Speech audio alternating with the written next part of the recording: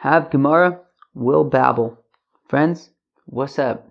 Welcome back to Babylon Talmud. Today we're studying Daf Yud Zayin, Daf 17 of Masechta Moed Katan. I think that's what we're up to anyways. Pretty sure yesterday was 16. Today we'll do 17. Friends, what do you think today's Daf talks about? Excommunication, mourning, cutting your hair, things like that. Friends, we're going to start in Daf Tez Zayin Amud Beis, 2 lines from the bottom. Let me know when you're ready.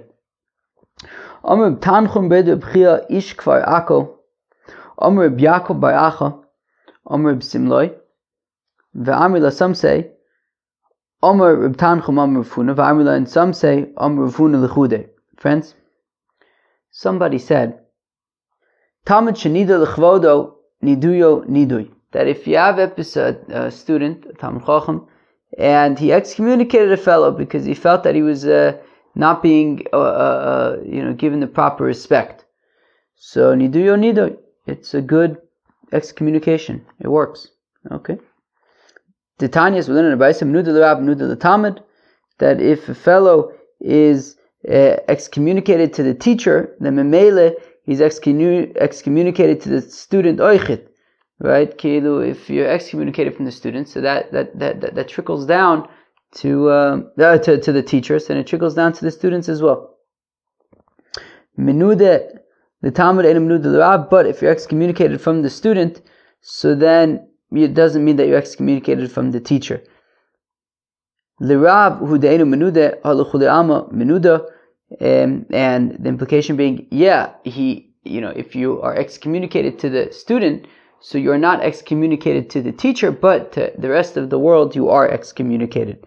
Lemai, and how come this fellow is being excommunicated by the student? If it's because he did something against God, well then in Chochmah v'Tevuna v'Neitzel neged Hashem. Well then, there's nothing that can go against God. Rather, no, it means that the student excommunicated this other fellow because I guess the student felt that he wasn't being honored properly or something.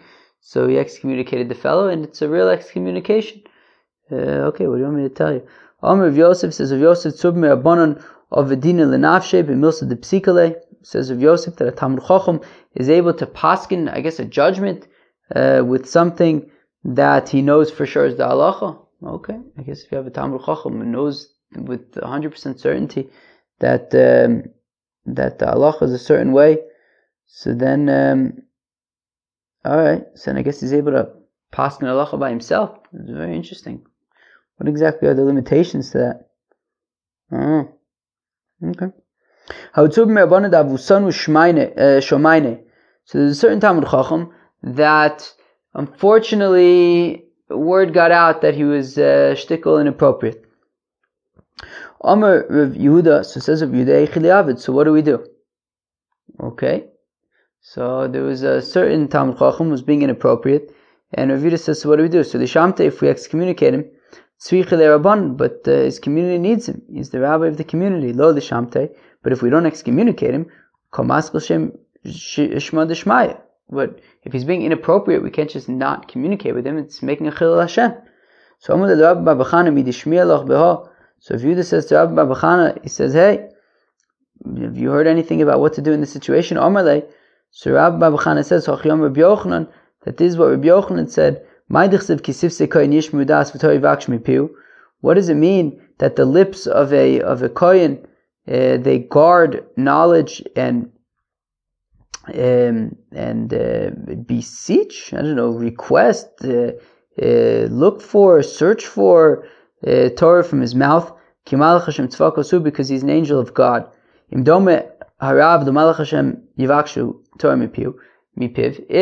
the teacher is like an angel of God, so then you can, yivakshu, request, learn, study Torah from him. But if he's not like an angel of God, yivakshu Torah mipiv, do not, what the in the world is this word? Livakesh, to request. You don't request Torah from him, you learn Torah from him, you pursue Torah from him. I don't know. Anyways, the point being that if a teacher's being a nudnik, so you don't want anything to do with him.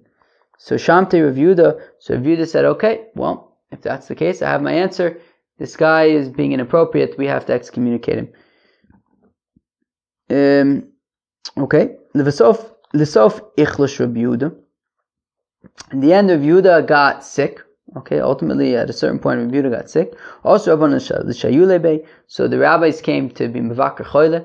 The rabbis came to visit Rav Yehuda. And this inappropriate rabbi came with the rest of the rabbis to visit Rav Yehuda. And when Rav Yehuda saw this other Talmid Chacham who excommunicated, he smiled. And Rav Yehuda smiled. To which this Talmid Chacham said to Rav Yehuda, is it not enough that you excommunicated me? You're also laughing at me. So Amalei la bedidach michayachna. And Rav Yehuda says, no, I'm not laughing at you. El d'chiazlina lehu alma. But when I go to Olam Haba, badicha daitoi, I'm going to be happy that I didn't sort of give special treatment to you. Kilu. When Rav Yehuda saw this fellow who he excommunicated on principle, so he felt good about himself that he didn't compromise his principles just because he was sort of that this other person was a Talmid Chacham. He treated him the way that he was meant to be treated, and Rav Yehuda felt that was fair, and that's why he was smiling because he felt whole about the decision that he made. Nachnashid Rav Yehuda, ultimately, Rav Yehuda passed away. Also the Veit Midrasha. So then this Talmid Chacham who was excommunicated by Rav Yehuda, now Rav Yehuda had passed away. So this Talmid Chacham says, okay, let me go to the Beis HaMedrash. Amrulu, he said to them, Sharuli, can you undo the excommunication now? Amrule, they said to him, Amrule Rabbanan, so the rabbi said to this Talmid Chacham, Gavad Chashiv Rav Yehuda lekahacha. We don't have anybody on the level of Rav Yehuda who would be able to undo the excommunication. But rather, go to Rav Yehuda Nesiya, Rav Yehuda Nesiya, who is the grandson of Rebbe. He would be able to, I believe he was the grandson of Rebbe, he would be able to undo the excommunication. Now, what's interesting is Rav Yehuda was in Bavel, and I think Rav Yehuda Nesiya was in Eretz Yisrael. Also, we're going to be talking about the different rabbis around there, Reb Zera, Reb Ami. These are people who are in Eretz Yisrael as well.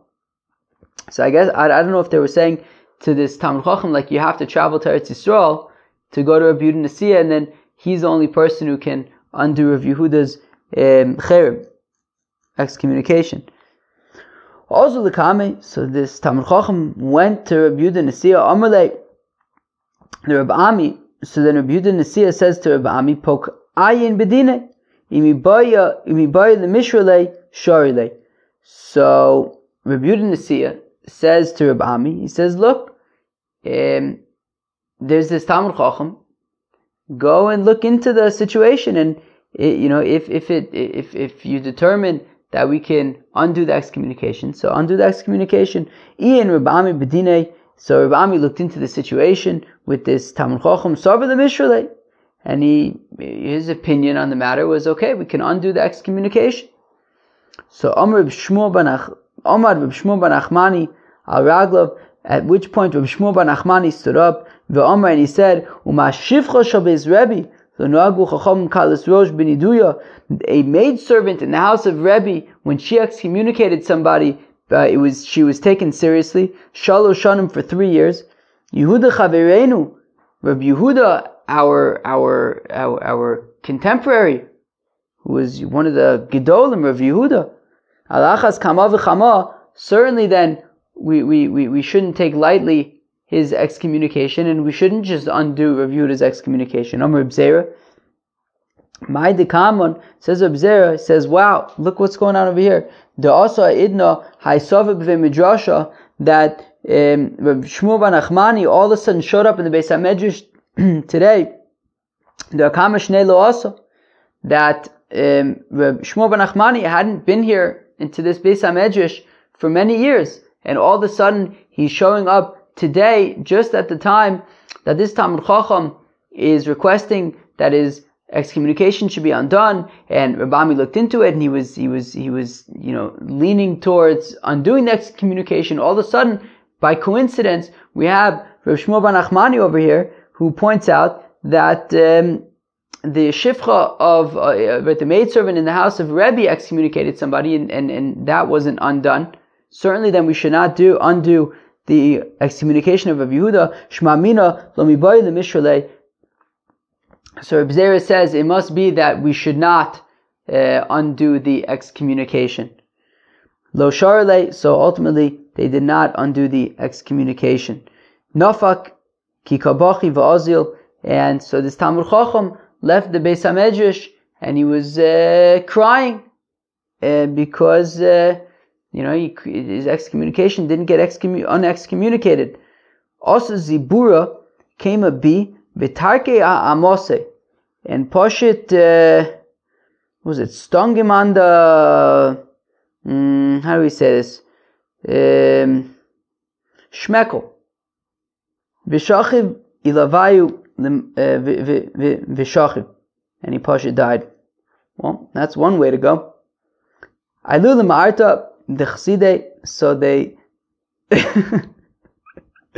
they brought him to the cave of the Chassidim, v'lo kiblu alayu, v'lo kiblu, and they didn't want this Talmud Chacham. Ailu l'ma'arta the Dayone, so they brought him to the cave of the judges, v'kiblu, and they accepted this Talmud Chacham. My timer, how come they accepted this Talmud Chacham? David Kirbiloi, because he did like Rabbi Eloi the Tanya, as we learn in the Brayso, Rabbi Eloi Omer says Rabbi Eloi, Imra Adam Shitzu Mizgaber Olav, that if a fellow sees that his Yetzer Hara is sort of ganging up on him, is being stark against him, Yelech L'makom Shein Makir Nosos, what he should do is go to a place where nobody knows him, V'yilba Shchorim, V'sativ Shchorim, he should adorn himself in black clothing, V'yaisim Ashlibo Chafetz, and do whatever he wants, V'yichal Shem Shemaim B'Faresya, but do not desecrate the name of God in public. Meaning, so apparently this Talmud Chacham, it was true that he didn't act appropriately. However, he didn't, he did not do these things sort of in a public way that, publicly defaced, caused the Chil Hashem. He quietly went to some other place where nobody knew him, and his Yetzer Hara was too powerful for him, so, and he couldn't succeed against the Yetzer Hara, so he went to some place where nobody recognized him, and he did whatever he did over there, and I guess because he when he did whatever he did it in a way that would, try to not make a Chil Hashem, so for that reason, at least the judges accepted him to be buried with them. Shivcha Shobes Rebbe Mai. What's the story of the maidservant of the house of Rebbe that she excommunicated a fellow? The Amoso Devei Rebbe, because the maidservant in the house of Rebbe Chazisila Ugava Dehava Mochi Livno Gadol, that she witnessed a fellow who was striking his elder son. Omer, and she said, Lehavia Ugava B'Shamta, that this fellow who is striking his adult son should be excommunicated to Ka'avar Mishum V'lifnei V'lo Sitin Michshol, because he's violating the pasuk that says that you should not put a stumbling block in front of a blind person. Titania V'lifnei V'lo Sitin Michshol V'makil V'no Gadol HaKos V'medaber, that you should not put a stumbling block in front of a blind person, and it's talking about a fellow who strikes his adult son, because a child is not permitted to hit a parent or to curse a parent, and by a parent striking his adult son, so the son might retaliate and hit his father or curse his father, and those are pretty serious offenses. So therefore, she said that by this fellow striking his grown child, it's like a stumbling block in front of a blind person, because it's too risky that the child might retaliate in a manner that is no good. Rish Lakish have a minter pardesa. So Rish Lakish was guarding an orchard. Also, and a fellow came and he was eating epis figs. Rama Bey Kalav Lashkach Bey. Rish Lakish yelled at him. He said, "Hey, you, don't eat figs." And the guy didn't. V'lashkach Bey, the fellow didn't pay any attention. Omar. So Rish Lakish says, he says, "Well, fellow, you're going to be excommunicated." And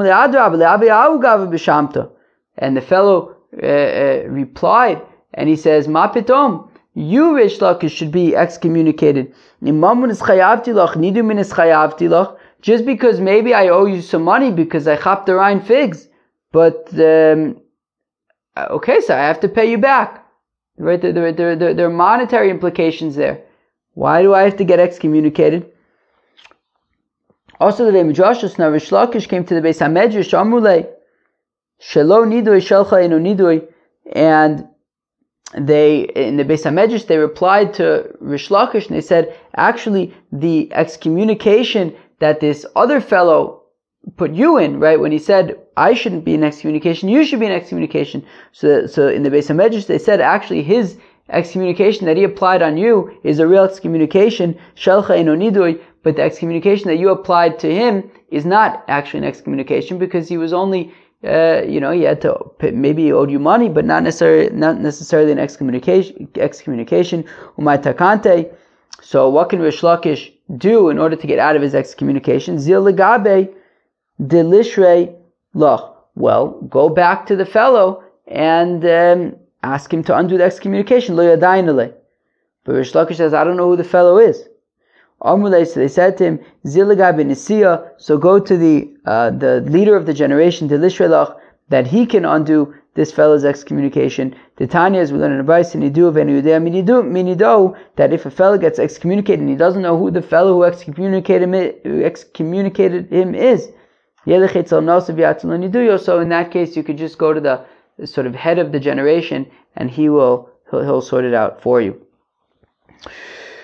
Rav Huna says, Rav Huna v'usha eskinu, they established an usha, a bezdin shesarich imanadin o, so that if you have the head of a bezdin, of a court, and he did something inappropriate, so we do not excommunicate him. Ela omrim lo, we say to him, hachbed v'shev b'veisecho, that he covered v'shev b'veisecho, go and sort of, go and sit in your house and, go away a little bit. If he did it again, well then we have no choice but to excommunicate him because of making a chil Hashem, desecrating God's name. And this argues on Rish Lakish, that Rish Lakish says that if you have a Talmud Chacham who was inappropriate, so then we do not excommunicated him in public. Shenemar, as the pasuk says, "V'chashata hayom," that you will fail today. V'chashu gam novi imcha laila, that also a prophet will fail with you at night. Kiseu kalayla, that kilu, cover it up like the night. That if you have a Talmud Chacham who did something inappropriate, so says Rish Lakish that you would not publicly sort of rebuke him, but rather privately. Okay, very interesting stuff and interesting potential implications. Marzutra Chasida ki mechayiv tov me'abanan shamta, that Marzutra Chasida, if there was a Talmud Chacham who needed to be excommunicated, shamta, so bereisha mishamet mashmit nafshe vada mashmit ladide. So first, Marzutra Chasida would excommunicate himself, and then he would excommunicate the Talmud Chacham, and then when Marzutra Chasida would get home, Shari Le'lenafshe, he would then undo his own excommunication, Father Shari Le'ledide, and then he would undo the excommunication of the Talmud Chacham. The Amr of Gidel, the Rav Gidel says, Amr Rav, and the name of Rav, Talmud Chacham, Menad La'atzmo, Me'fil La'atzmo, that a Talmud Chacham is able to excommunicate himself and to undo the excommunication. Friends, I feel like every time I say the word excommunicate, I like my tongue gets tied and I say something like excommunicate or something like that. So I think maybe for the rest of the daf, if like my tongue gets tied when I say excommunicate, I'm just going to go with like whatever tongue twisted version comes out. I think it could potentially be almost interesting. Amr of Papa says of Papa, Tasili, that I am a great guy, because I never excommunicated a Talmud Chacham. But if a Talmud Chacham required excommunication, what would he do? Like in Eretz Yisrael, it's like in Eretz Yisrael, they would prefer to whip a Talmud Chacham rather than excommunicate a Talmud Chacham. Interesting. So I guess Rav Papa, rather than excommunicating people, he would whip them. Yikes. My Shamta, what exactly is excommunication? Amurab Shem Misa. It means like, I don't know, the name of death. Shamta, Shem Misa, the name of death. Shmuel Amar Shemama Yiyeh. Should be like destruction. All right, that's what that's what Shamta is. That's what excommunication is. All right. Umahanya Bay Kitichaya B'Tanura. An excommunication is like oil in an oven, that the oil gets absorbed into the oven and never leaves. Ufligi de Rish Lakish, Nisagus on Rish Lakish, Tam Rish Lakish, that Rish Lakish says, that actually the excommunication, just like it goes into the 248 bones, also when the excommunication leaves the fellow, so then it leaves the 248 bones of his body. So meaning according to Rish Lakish, the excommunication goes into the bones, but then it also leaves the bones. Alright, what do you want me to tell you? How do we know that it goes into the bones? It says, that the city of Jericho should be Cherim b'gematria Masayim b'arboim v'shmona havu. And Cherim in gematria is 248. So it's like a Cherim in excommunication goes into your 248 bones. Kishiyotza, and when it leaves the 248 bones. The Chsiv, as the pasuk says, Beroges rachim tizkor, that in anger remember compassion. Rachim b'gematria hachi havu, that the rachim is 248 in gematria. Very interesting. Interesting that Rachim and Cherim are the same letters. Amr of Yosef says of Yosef, Shdishamta agnuvta dechalba, place an excommunication on the tail of a hunt, of a dog, v'yu l'didei avda, and it will sort of do its thing. What does that mean? That kalba, that there was a certain hunt, they have a ochil masani derabbanan, that was eating the shoes of the rabbis. Yade manu, they didn't know which hunt it was. Vishamtu lay, so they just gave a general sort of excommunication that whatever hunt or whatever is eating our shoes, so it should be excommunicated. Isli beinur b'gnuvte v'achalte, and sure enough, fate had it that a fire broke out in the tail of the hunt and it died. Alright, what do you want me to tell you? How alama, there was a certain bully. Alright, and he was bullying a certain Torah student. Also the comment of Yosef, so a Torah student came before of Yosef. So if Yosef says, well, why don't you excommunicate the fellow? He says, I'm scared, he's a bully. How can I just excommunicate a bully? He's going to bully me. So write down like an excommunication document. He says, yeah, but I guess somehow by writing down this document, it's going to be even more, by writing out this sort of excommunication document, it might fare less well for this fellow, I guess. I don't know, maybe I'll have to present it to him, I don't know.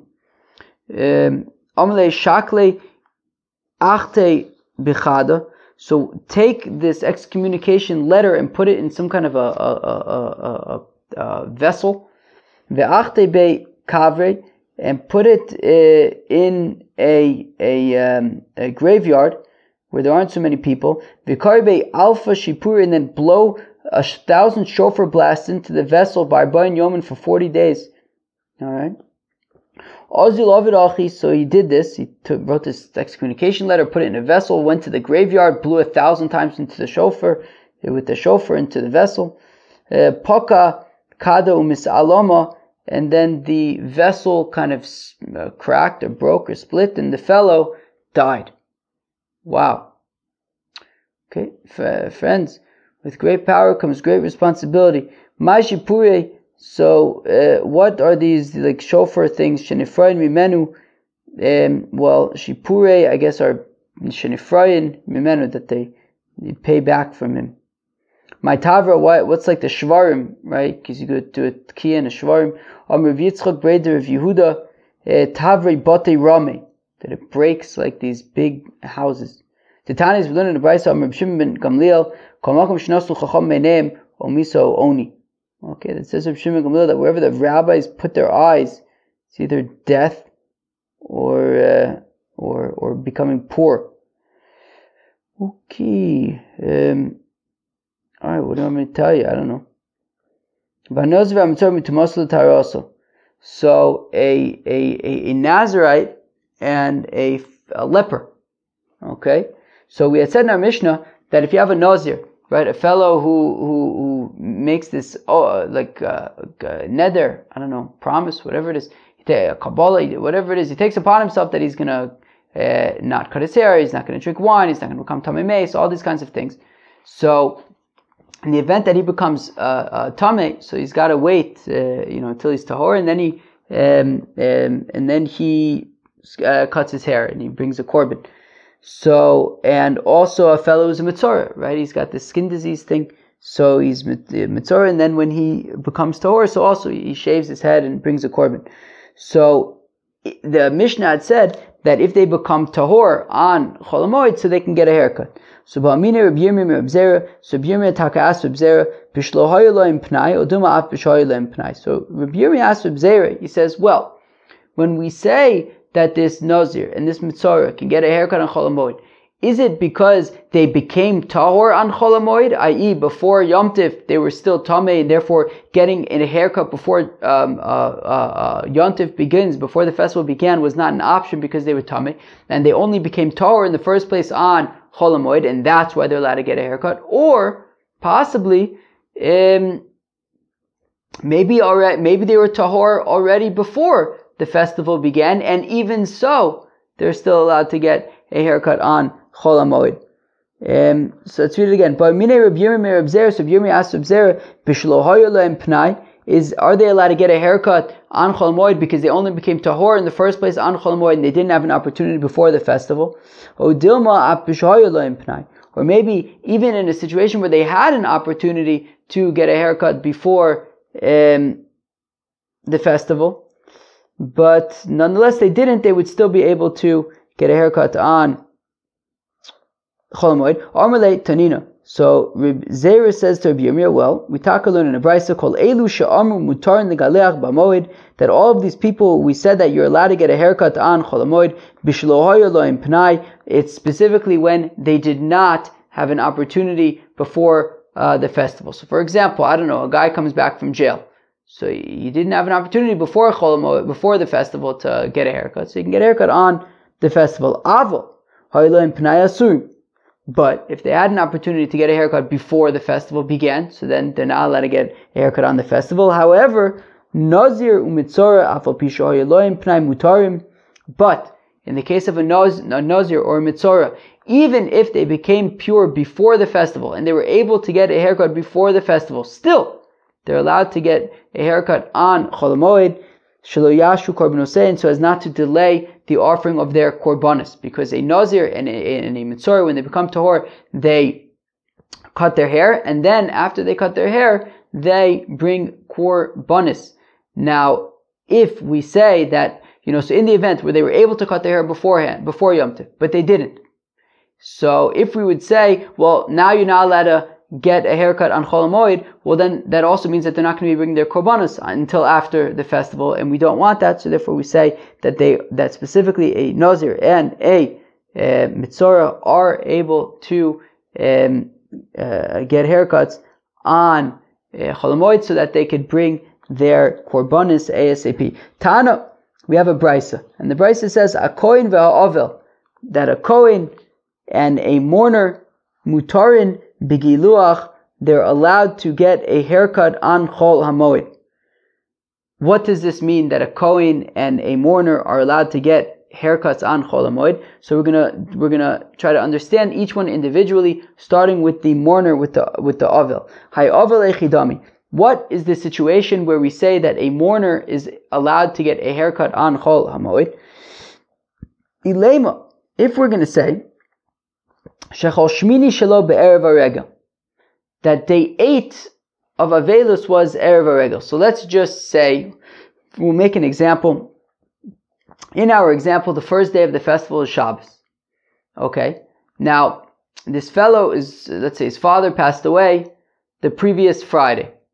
Okay? So the previous Friday, this fellow's father passed away. Day 8, right? So he sees Shiva is through Thursday. Comes Friday again, that's day 8. And we're saying that Yom Tiv is going to be, the first day of Yom Tiv is Shabbos, in our example. So, Erev Yom Tiv is day 8, which is the first day of Shloshim, right? Right, okay, one second. So there are a few things that we should probably just clarify before we jump in over here. One is just to differentiate, I'm sure many people have heard these differentiations between Shiva and Shloshim. Right, Shiva are like the first week of mourning when you can't bathe and study Torah and all those kinds of things. And then there's Shloshim, which is you don't get a haircut or anything like that, but it's a little bit sort of less stringent. So there's a differentiation between Shiva and Shloshim, and there's also there's an interesting question about how do you relate to day 7 of Shiva, the last day of Shiva, right? Do we say that it's 7 full days, and therefore Shiva only ends after the end, at the night following the 7th day? Or do we say Miktsas Hayom Kikulo, that part of the day can count as the whole day, right? We're going to see a machlokas between Abba Shaul and the Chachamim, that Abba Shaul's opinion is that day 7 of Shiva, actually once already the people, the people who are visiting him on the morning of the 7th day leave, so Shiva is over, according to Abba Shaul, and Shiva is over, and then Shloshim begins, right? So day 7 counts both as the last day of Shiva and also the first day of Shloshim. The rabbis, however, argue and say, no, you need 7 full days, and Shloshim, right, the sort of the Shloshim period, only sort of kicks in, on day 8 is when it's no longer Shiva, but it's sort of within the Shloshim period. So now, going back into the Gemara, Avel Echidami. So what exactly is the situation of a mourner where he'd be permitted to get a haircut on Chol HaMoed? So Ilem Shechol Shmini Shelo Be'erev HaRegel. So again, if our example is that his father passed away on a Friday, and the following Friday is day 8, and it's also the day before the festival, because in our example, the festival starts on Shabbos. So, Ibayle Ligaluche Be'erev HaRegel. Well, if day 8, which is no longer Shiva, it's now Shloshim, which is sort of not as stringent as Shiva, and we're saying that Erev of the festival, that on the eve of the festival, the day before the festival, was already Shloshim territory, so then he should be getting a haircut before the festival, on that Friday. So if he didn't get a haircut on that Friday, well then he shouldn't be getting a haircut on Chol HaMoed because he had an opportunity. So Ella, Shechol Shmini Shelo, Leos B'Shabbos Erev HaRegel. So rather, let's suggest that the festival begins on Sunday, and the fellow's father passed away on a Shabbos, which means that day 1 was Shabbos, but also day 8 was Shabbos, i.e. the first day of Shloshim was Shabbos, and it's also the day before the day before the festival begins on Sunday. But nonetheless, Erev Shabbos, still he should have gotten a haircut on Erev Shabbos, which is day 7 of Shiva, the last day of Shiva. Still he should have gotten a haircut then, in which case he shouldn't be getting a haircut on Chol HaMoed. So again, his father passed away on a Shabbos. Friday is the last day of Shiva, and then Shabbos, right? So Friday's last day of Shiva. Shabbos is the day before the festival starts, and then Sunday is the first day of the festival. So we're saying he should get a haircut on Friday. To Amr of Chizda, that says of Chizda, Omer Ravina Bar Shila, says Rav Chisda the name of Ravina Bar Shila, halacha ka'Abba Shaul, that the halacha is like Abba Shaul, that day 7 already, once part of the day passes, it's already considered like Shiva is over, and the rest of the day is considered Shloshim. Umodim Chachamim, and the rabbis agree with Abba Shaul. Umodim Chachamim Abba Shaul b'shechol shmini shelo lios b'Shabbos erev haregel, that in the event that his father passes away on a Shabbos, and the following Shabbos is day 8, and obviously he's not going to be getting a haircut on Shabbos, so the first day of Shloshim is on Shabbos, so he's not going to be getting a haircut on Shabbos. So in that case, on Friday, which is day 7 of Shiva, the rabbis in that case will agree with Abba Shaul that you can say Miktzah Sayum Kikulu, that once part of the day passes, already Shiva is over, and he would be able to get a haircut on Friday, in which case, if he could have gotten a haircut on Friday, he has no business getting a haircut on Chol HaMoed. Shemutu legalech be'erev Shabbos, because he's able to get a haircut on Erev Shabbos. Lo tzricha shechol shvi shelo lios b'Shabbos erev haregel. So rather, we're talking about a mourner that day 7 was on Shabbos, that was Erev haregel. So the festival begins on a Sunday. His father passed away also on a Sunday, which means that day 7 is Shabbos, and of course he's unable to get a haircut on Shabbos, and Erev Shabbos is only day 6, and certainly he's not getting a haircut on day 6, right? So therefore, now let's go weiter for a second. Tana bara savrla ka'Abba Shaul, and therefore the brisa that we just quoted, right, 10 lines earlier, it says, right, hakohen va'avu mutarin b'giluach, that a kohen, which we haven't explained yet, but a mourner is allowed to get a haircut on Chol HaMoed. So that brisa assumes Abba Shaul, like Abba Shaul, do Omer Miktzah Sayom Kikulo, that he says that part of the day is like the whole day.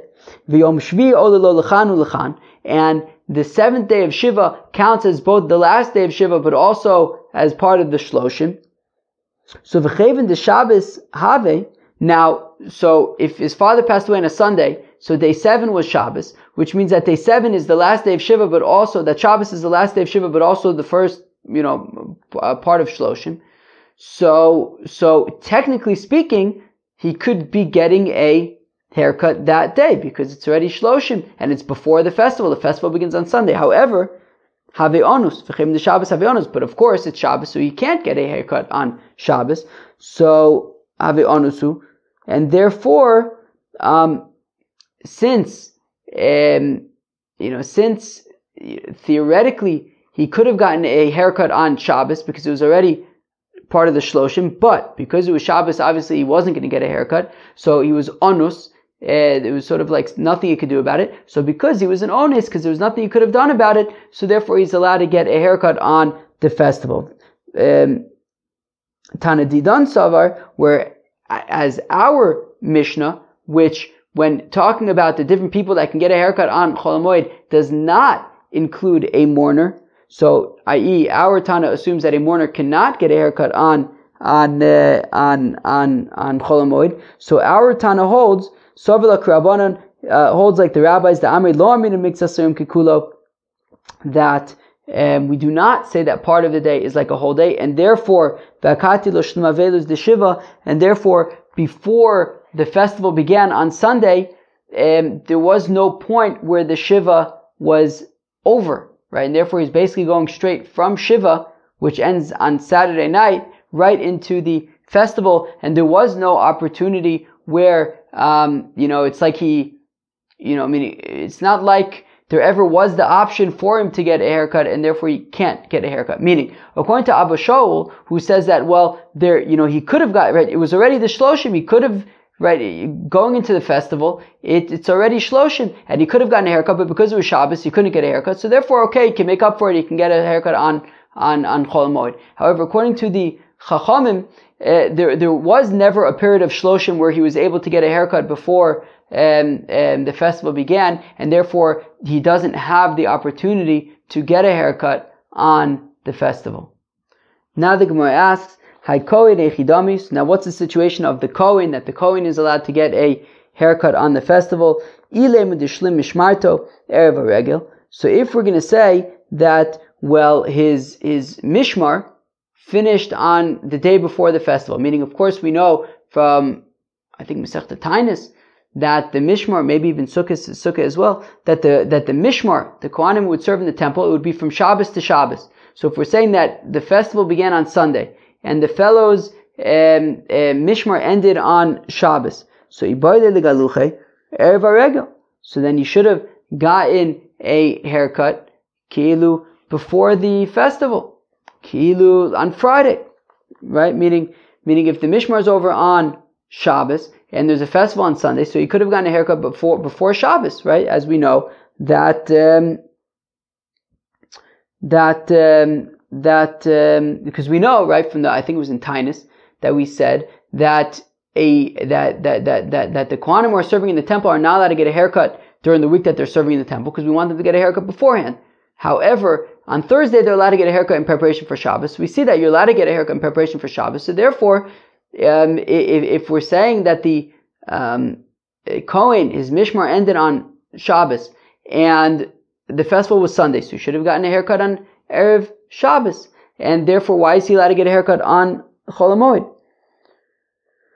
So L'tzricha deshlim mishmarto baregel. So no, it's talking about where his mishmar ended on the festival. So Ki'ilu, the festival began on Thursday in the middle of his mishmar, and then his mishmar ended on Shabbos, on the third day of the festival. Tanadidan Savar, so our Tana who says that he cannot get a haircut on the festival, so on Chol HaMoed, so he holds, came into Tana, Bishlosha Prokim Bashana, Hayukal Mishmaros Shavos Beimura Argalim, Uvechilik Lechem Aponim, that since we learn in a Mishnah in Sukkah that at 3 points during the year, i.e. Pesach, Shavuos, and Sukkot, Hayukal Mishmaros Shavos, all of the mishmars were equal, right? That during the Shalosh Regalim, all the kohanim are able to serve in the temple. Beimuri Regalim, they all split up the sort of meat of the korbanos of the festival of V'chiluk Lechem Aponim, and they all split and divide up and share the Lechem Aponim, right? The bread that they would divide up every Shabbos. Kimandelo Shlim Mishmarto B'Regel Dami, and therefore, since the mishmars are basically open to all kohanim during the festivals. So since his mishmar ended in the middle of the festival, so it's like his mishmar never really ended, because even during the festival he still keeps on going, and therefore just like during his mishmar he would not get a haircut, so then also on Chol HaMoed he would not get a haircut. V'tana bara, whereas the other Tana who says that a kohen is able to get a haircut, Savar on Chol HaMoed, Savar he holds, Avagav de Shaykh Bahanach Mishmaros Mishmarte Mia Shlema Le. That even though, yes, he's able to some degree participate in the mishmars during the Shalosh Regalim, but still his mishmar is over, and therefore it's not technically like he's in his mishmar anymore, and therefore he's allowed to get a haircut on Chol HaMoed. Tana Rabbanon, the rabbis taught Kol Elu Sha'amu, that all these people who we said Mutar Negalech B'Moed, that they're allowed to get a haircut on Chol HaMoed, Mutar Negalech B'Me'evlon, they're also allowed to get a haircut when they are mourners. V'atanya Asurim. For 1 second, we have a brayso that says that they're not allowed to get haircuts when they're mourners. Rav Chizda Rav Shila, says Rav Chizda the name of Rav Shila, Kitanya Hacha Mutarin, that when it says that they're allowed to get haircuts when they are mourners, it's talking about b'shetachafuhu avelav. It's talking about when there were sort of 2 periods of mourning, one after the next, and it was like super intense. So that is why they're allowed to get haircuts. It's talking about when there were sort of 2 periods of mourning in a row. B'shetachafuhu avelav ma'irya kol elu she'amru. But if that's the case, that we're talking about 2 periods of mourning in a row, well, then why does it say that it's specifically these people who are able to get haircuts on Chol HaMoed are the people who are able to get haircuts when they are mourning in a situation where there was like 2 periods of mourning in a row? Afilu kuli almanami, even anybody would be able to get a haircut in that circumstance. The Tanya, as we learn in a brayso, tchafu avelav that if you have 2 periods of mourning, one after the next, that if his hair is getting too unwieldy, so he could lighten it up with a razor, and he can wash his clothing in water. So what do we see? So we see that anybody would be able to get a haircut if there were 2 periods of mourning in a row. So what's special about the people in this context who would be able to get a haircut on Chol HaMoed? So it answers the Gemara that it was taught that, well, in a situation where there were 2 periods of mourning in a row, so you could lighten up your hair with a razor, but not with sort of scissors, which would be the normal way to do it. B'mayim v'lo b'neser, you could put your clothing in water, but not with like some kind of soap, v'lo ba'ol, or some other kind of thing that would help with like cleaning clothes. Okay, period. Right? So that's the difference. That sort of regular people, if it was 2 periods of mourning, they'd be able to like sort of make things a little bit easier, but not the normal way. Whereas these people who can get haircuts on Chol HaMoed, they would be able to, if in the situation where there are 2 periods of mourning in a row, they would be able to sort of get normal haircuts and things like that. Amr of Chizda says, of Chizda Zosomeres Ovel also b'tachboses. So we see that from here that an Ovel is not allowed to wash his clothing, from the fact that we say that specifically when there's 2 periods of mourning in a row, that's when you can wash your clothing. But a regular period of mourning, you would be unable to wash your clothing. Rabbi Yehuda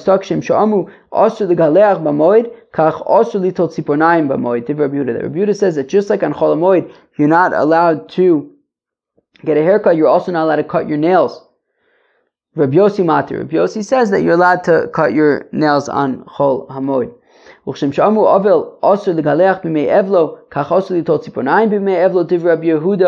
Yehuda says that just like a mourner is not able to get a haircut while he is mourning, he's also not allowed to cut his nails. So Rabbi Yossi says he can cut his nails. Says Ula